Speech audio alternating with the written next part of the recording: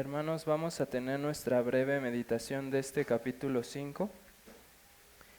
Y a manera de un contexto breve, ahora hemos venido siguiendo los pasos del sucesor de David y ya hemos visto hasta aquí cómo el reinado de Salomón apuntaba hacia el reinado perfecto de Cristo. Hasta este punto hemos visto cómo Jehová confirmó, o en otras palabras, le dio firmeza al trono de Salomón y lo capacitó con sabiduría y riquezas para cumplir su oficio de rey. Y poco a poco hemos ido viendo la manera en la que Jehová fue consolidando el esplendor del reinado de Salomón. Y ahora llegamos a un capítulo muy particular, hermanos, muy peculiar, porque se nos narra, es una especie de narración acerca de la construcción o los preparativos para la construcción del templo. Y se nos dan bastantes detalles acerca de la preparación que hizo Salomón para edificar un templo a Dios, el cual sería la morada especial de Dios con su pueblo. Entonces, esta mañana quisiera que meditemos en el templo de Dios y en las implicaciones que tenía en el contexto de Salomón y en nuestro propio contexto. Así de sencillo va a ser nuestro tema. Solamente vamos a meditar en el templo de Dios, en las implicaciones que tenía para Salomón y en las que tiene para nosotros. Presten atención, hermanos, de los versículos 3 al 5 en las palabras que dice Salomón. Dice: Tú sabes que mi padre David no pudo edificar casa al nombre de Jehová su Dios, por las guerras que le rodearon, hasta que Jehová puso sus enemigos bajo las plantas de sus pies. Ahora Jehová, mi Dios, me ha dado paz por todas partes, pues ni hay adversarios ni mal que temer. Yo, por tanto, he determinado ahora edificar casa al nombre de Jehová mi Dios, según lo que Jehová habló a mi padre, a David mi padre, diciendo: Tu hijo, a quien yo pondré en lugar tuyo y en tu trono, él edificará casa a mi nombre. Y aquí vemos algo interesante, hermanos. Vemos la figura de un rey al que Jehová le pone todos sus enemigos bajo el estrado de sus pies. Y un rey que tiene paz por todas partes.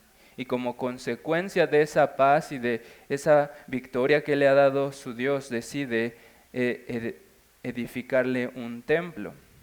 Y eso nos remonta, hermanos, un poco hacia el jardín del Edén, porque Adán fue puesto en este mundo para que llenara la tierra y la sojuzgara. En un sentido, él era también un rey y estaba puesto ahí en el huerto, en un huerto en el que Dios se paseaba. Es decir, la presencia especial de Dios estaba con este rey, con Adán, el primer rey de nuestra tierra. Entonces podemos concluir que el Edén era el primer templo de Dios en nuestra tierra.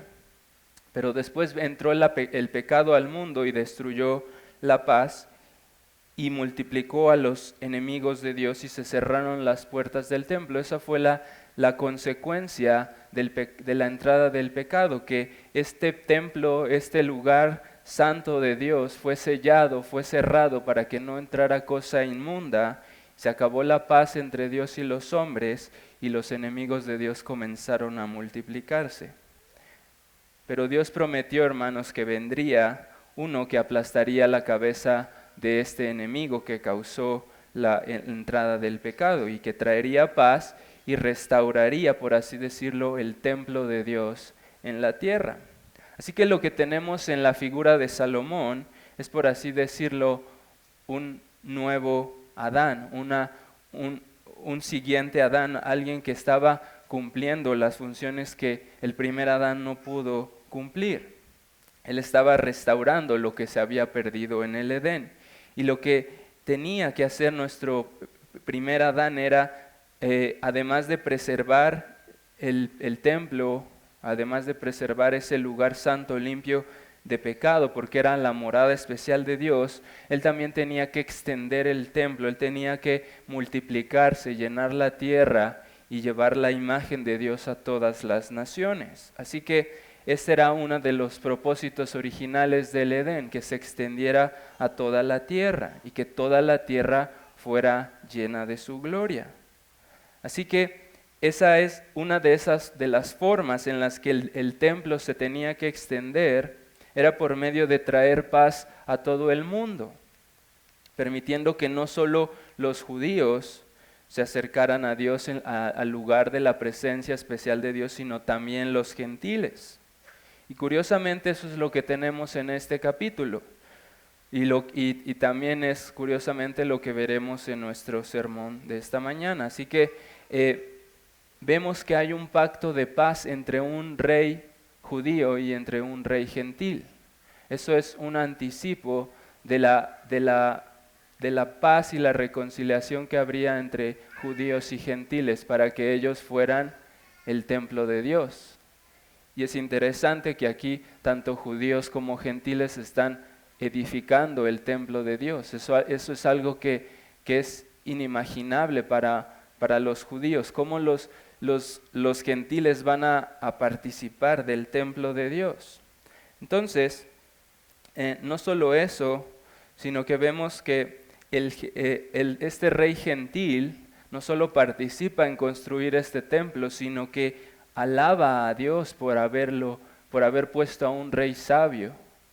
Eso también es un anticipo de cómo los gentiles vendrían de las naciones a alabar a Jehová por sus obras.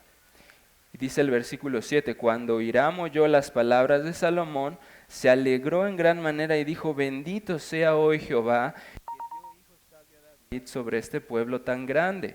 En pocas palabras, este capítulo nos estaba dando un pequeño adelanto de cómo los gentiles también vendrían a la salvación a causa de la muerte victoriosa de Cristo, el cual por medio de su muerte puso a sus enemigos por estrado de sus pies, muy parecido a lo que dice Salomón. Jehová ya puso a los enemigos de mi padre bajo el estrado de sus pies y ahora voy a edificar un templo. Ahora Cristo es un mejor Salomón que pone a los enemigos de Dios al estrado de sus pies y trae la paz y la reconciliación entre Dios y los hombres para habitar entre nosotros, porque Él mismo se hizo templo. Dice la Escritura que Él habitó entre Eso es una referencia a que Él se hizo templo entre nosotros. Y por su muerte y su resurrección también nos hizo parte de ese templo. Lo que implica eso para nosotros, eso es lo que implicaba para Salomón, que él en un sentido era un nuevo Adán que venía a restaurar el templo que se había perdido. Lo que implica para nosotros, hermanos, es que gracias a esto, gracias a que estamos unidos a Cristo, ahora somos piedras vivas que son parte de ese templo. Estamos unidos a Él de tal manera que nuestros cuerpos son el templo del Espíritu Santo. De manera que cuando nos reunimos en esta mañana, estamos presenciando algo glorioso. Estamos viendo el templo de Dios en la tierra. Está la presencia especial de Dios con nosotros. No porque somos especiales, porque Él está entre nosotros. Él se pasea entre nosotros como se paseaba en el huerto del Edén, y Él se pasea entre su pueblo porque Él nos amó, puso a sus enemigos por estrado de sus pies y levantó este templo hermoso que es su iglesia para que nosotros podamos deleitarnos hoy en su presencia. Y todo esto, hermanos, es gracias a Cristo. Hoy gracias a Él podemos gozar de la presencia de Dios porque Él murió y resucitó, puso a sus enemigos bajo sus pies y nos edificó para tener una comunión íntima con Él. Así que, hermanos, quiero que meditemos en ese glorioso privilegio que tenemos y adoremos a Dios con temor reverente porque somos el templo de Dios, porque somos casa de Dios, casa del Dios vivo. Es algo temible, es algo que decía Jacob, terrible lugar es este porque no es otra cosa más que la casa de Dios y puerta del cielo. Entonces, este lugar, hermanos, en el que estamos es el templo y la morada de Dios y por lo tanto no debe haber cosa inmunda entre nosotros, no debe haber pecado entre nosotros, y como lo veremos más adelante en el sermón, no puede haber divisiones, rivalidades, contiendas, ni nada por el estilo. Así que escudriñemos hoy nuestros corazones para echar fuera cualquier cosa inmunda que esté en nosotros, para que no contristemos al Espíritu Santo y podamos adorarlo con gozo y paz por los méritos de Cristo. Amén, hermanos. Vamos a seguir adorando a nuestro Señor.